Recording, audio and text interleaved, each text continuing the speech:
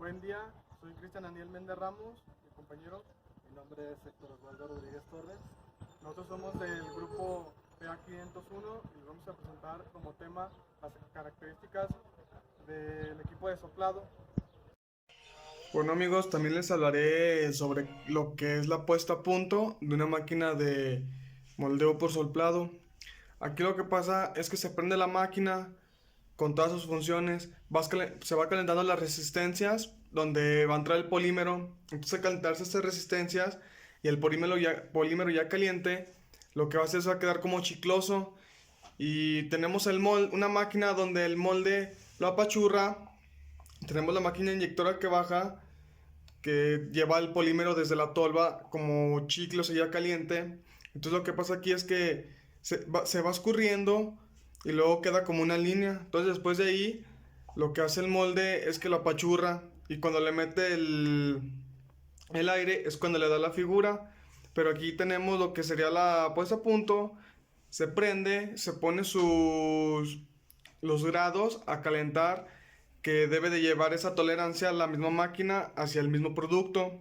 Entonces ya se le pone los grados que lo van a calentar, las resistencias se calientan, ponen el, ponen el plástico en la tolva y conforme va pasando los minutos o hasta pueden ser segundos que se van calentando las resistencias, va pasando el PET y pues se va calentando, quedándose como chicloso.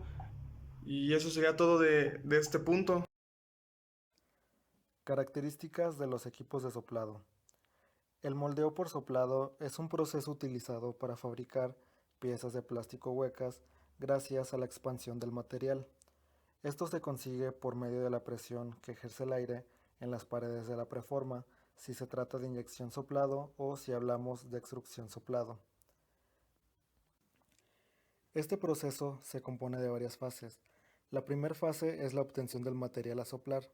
Después viene la fase de soplado, que se realiza en el molde que tiene la geometría final. Puede haber una fase intermedia entre las dos anteriores para calentar el material de ser necesario. Seguidamente se enfría la pieza y por último se expulsa. Para facilitar el enfriamiento de la pieza, los moldes están provistos de un sistema de refrigeración. De esta forma se incrementa el nivel productivo. Moldeo por inyección soplado.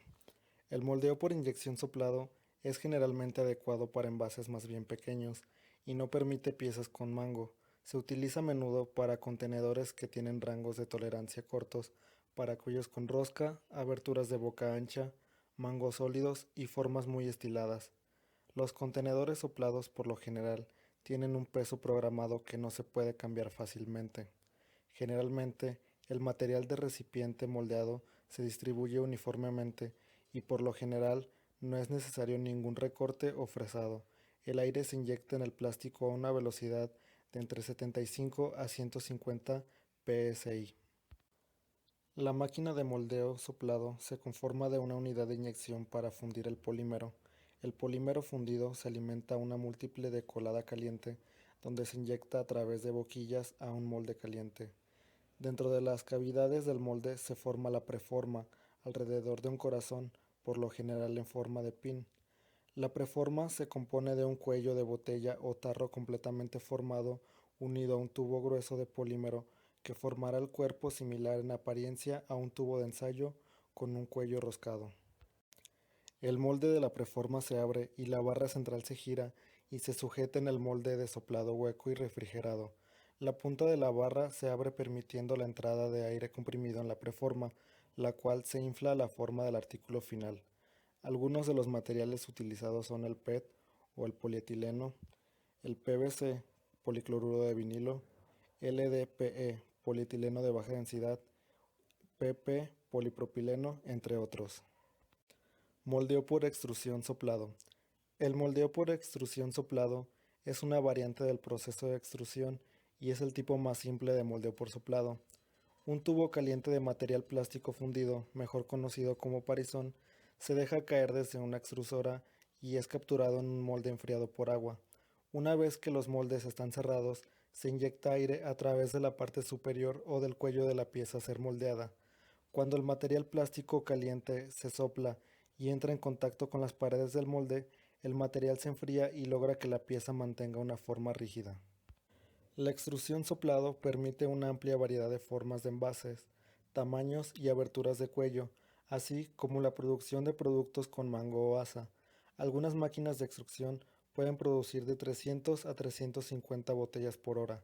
Ejemplos de piezas hechas por el proceso de extrusión soplado incluyen la mayoría de los productos huecos de polietileno, botellas de leche, botellas de champú, conductos automotrices, regaderas y piezas industriales huecas tales como tambores.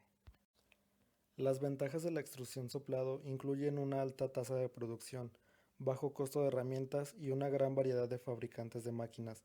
Requiere relativamente pequeña inversión de capital en equipo y es adecuado para corridas pequeñas de producción. La extrusión soplado se puede utilizar para procesar muchos plásticos diferentes, incluyendo HDPE, polietileno de alta densidad, PVC, policloruro de vinilo, PP, polipropileno, PETG, tereftalato de polietileno, entre otros. Bueno, ahora les muestro el moldeo por coextrusión de soplado. Dice que mediante esta técnica de soplado se consiguen productos multicapa. ¿Qué quiere decir esto? Pues que ya tienes tu botella, o sea, tu molde ya hecha. Entonces lo que puedes hacer aquí es que le puedes agregar todavía otra capa. ¿Para qué? Para que soporte tal vez cambios a la temperatura o para evitar menor deformación del mismo molde, o sea, del mismo plástico ya de tu acabado, que sería esto, un ejemplo, la botella. Un ejemplo entre la botella y el topper, que sería el topper del agua, ese lleva multicapa.